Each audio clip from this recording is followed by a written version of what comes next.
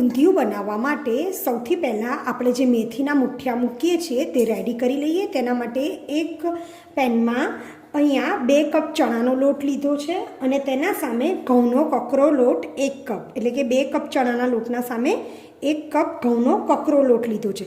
જો ઘરમાં તમારા પાસે આવો ઘઉંનો કકરો લોટ ન હોય તો આમાં તમે રવો પણ એકદમ જે ઝીણો રવો આવે છે તે ચોક્કસથી ઉમેરી શકો છો। હવે તેમાં મીઠું 1 tablespoon, half tablespoon हळदर, काश्मीरी लाल मरचुं 1 टेबल स्पून, 1 टेबल स्पून धाणा जीरुं अने हाफ टेबल स्पून आपणे गरम मसालो लई लईए। हवे एमां आपणे जे दळेली खांड आवे छे ते 2 टेबल स्पून एड करी दईशुं। आ मुठियानो टेस्ट थोड़ो गळचट्टो हशे तो खावानी खूब ज मजा आवशे। बधो ज मसालो अने लोट एकदम सरस आपणे मिक्स करी लईए। लोट एकदम सरस मिक्स थई गयो छे। हवे तेमां एक मोटो चमचो अथवा तो 2 टेबल स्पून मोण माटे आपणे तेल एड करी लईए अंदर। आ मोणने आपणे हाथेथी बधुं मिक्स करी लईए। एमां आपणे 1 कप धोई अने झीणी सुधारेली मेथी लई लईशुं। हवे आ बधुं ज एकदम सरस मिक्स थई गयुं छे। हवे आमां आपणे 1/4 टेबल स्पून सोडा नाखशुं, जे बेकिंग सोडा आवे छे ए नाखशुं अने तेना उपर आपणे લીંબુનો रस एड करी दईशुं। आ सोडाथी आपणा मुठिया एकदम ज सरस तळाई जशे फटाफट अने एकदम ज सॉफ्ट बनशे। અહીં આગળ બધું જ एकदम सरस मिक्स करी लईए। આપણે સરસ मिक्स થઈ ગયું છે। હવે આપણે એમાં થોડું થોડું પાણી એડ કરતા જઈશું। અહીંયા પાણી વધારે ન પડી જાય એનું આપણે ખાસ ધ્યાન રાખવાનું છે। અહીંયા આપણો મુઠિયા માટેનો લોટ એકદમ રેડી થઈ ગયો છે। અહીંયા પાણી આપણે એકદમ જ ઓછું નાખવાનું છે અને ભાખરીથી સહેજ જ ઢીલો એવો લોટ બાંધીને રેડી કરવાનો છે। હવે આમાંથી આપણે મુઠિયા વાળી લઈશું। હું અત્યારે આને આવી રીતે લાંબા મુઠિયાનો શેપ આપું છું, તો ગોળ શેપમાં પણ ચોક્કસથી આપણે આવા મુઠિયા કરી શકીએ। જ રીતે બધા મુઠિયા થઈ જાય પછી આપણે એને તળી લઈએ। મુઠિયાને આપણે તેલમાં તળી લઈએ। તેના માટે અહીંયા સ્લો ટુ મીડિયમ ગેસ ઉપર તેલ થવા મૂકી દીધું। હવે અહીંયા આગળ આપણે એકદમ પાતળા જેવા મુઠિયા કરવાના છે। જો તમે ગોળ મુઠિયા કરતા હોય તો એ પણ આપણે એકદમ નાના કરશું, કારણ કે આ ફૂલાઈ જશે અને જેટલા મુઠિયા આપણે પાતળા કરશું એટલા અંદરથી પણ એકદમ સરસ ચડી જશે। હવે આવી જ રીતે સ્લો ટુ મીડિયમ ગેસ ઉપર આપણે બધા મુઠિયાને તળી લઈએ અને એને એકદમ જ ક્રિસ્પી થવા દઈશું। અહીંયા જોઈ શકાય છે કે આવી રીતે આપણે એકદમ જ ગોલ્ડન બ્રાઉન મુઠિયા તળીને રેડી કરવાના છે। આપણા બધા જ મુઠિયા તળાઈને એકદમ રેડી છે। હવે આપણે આ જ તેલમાં અહીંયા આગળ શક્કરિયાને તળી લઈશું। આવી રીતે એને રાઉન્ડ શેપમાં આપેલા છે, એવી રીતે શક્કરિયાને અને બટેકાને અને કંદ એટલે કે રતાળું જે આવે છે આ ત્રણેયને આપણે થોડા થોડા ફ્રાય કરી, જ્યારે આપણે ઊંધિયું કરીએ ત્યારે આપણે ફટાફટ શાક ચડી જાય અને એકદમ જ શાક આપણું લોચા જેવું ના થઈ જાય, લોંદા જેવું ના થઈ જાય અને આપણું બધું શાક આખું રહે। એટલા માટે આપણે બટેકા, રતાળું અને શક્કરિયાને થોડા થોડા ફ્રાય કરી લઈએ।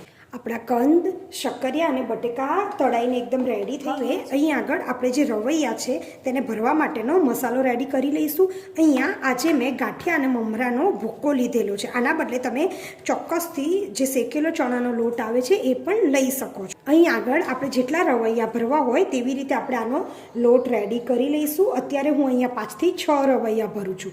હવે આની અંદર આપણે હળદર હાફ ટેબલ સ્પૂન, ધાણા જીરું થોડું આગળ પડતું લઈશું એટલે 1 ટેબલ સ્પૂન ધાણા જીરું એડ કરી દઈએ અને કાશ્મીરી લાલ મરચું 1 table spoon, half table spoon અને સાથે 1 ટેબલ સ્પૂન ગરમ મસાલો એડ કરી દઈએ।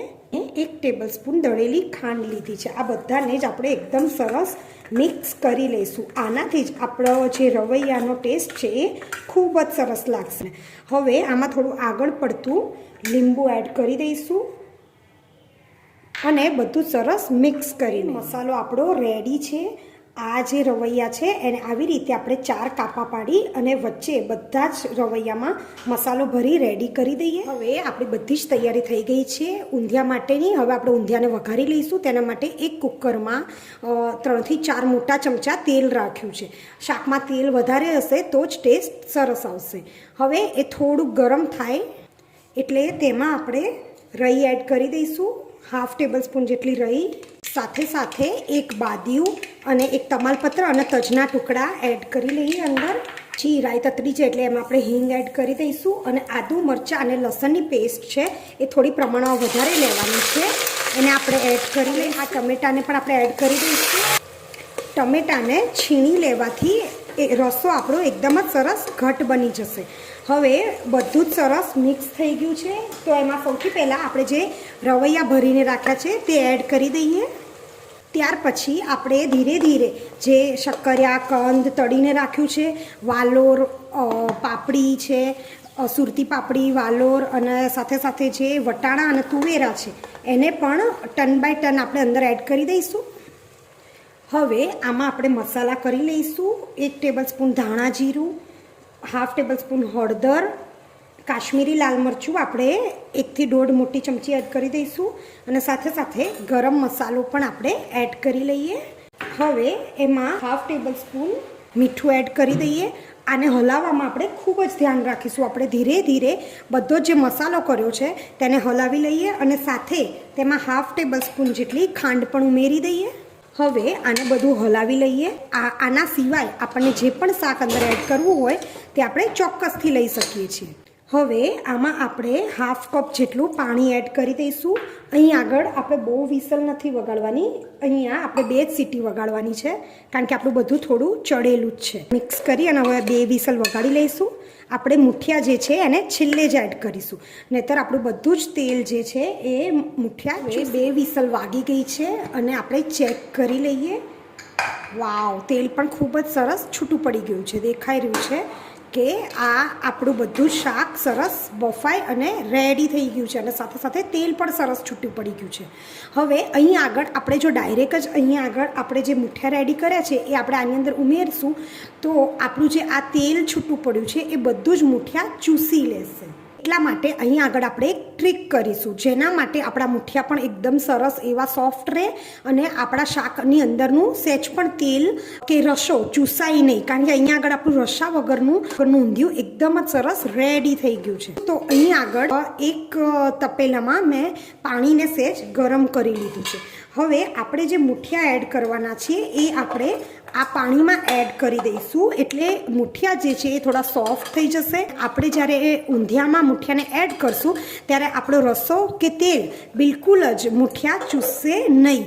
આ એકવાર ચોક્કસથી તમે આ ટ્રીક યુઝ કરી જોજો અને મને કોમેન્ટમાં પણ ચોક્કસથી લખજો. આનાથી તમારું ઊંધિયું એકદમ જ સરસ રસા વગરનું તેલવાળું એકદમ જ સરસ રેડી થઈ જશે. હવે આને ફક્ત ને ફક્ત 5 જ મિનિટ ઢાંકણ ઢાંકી રાખી દઈએ અને પછી એને ઊંધિયામાં એડ કરી.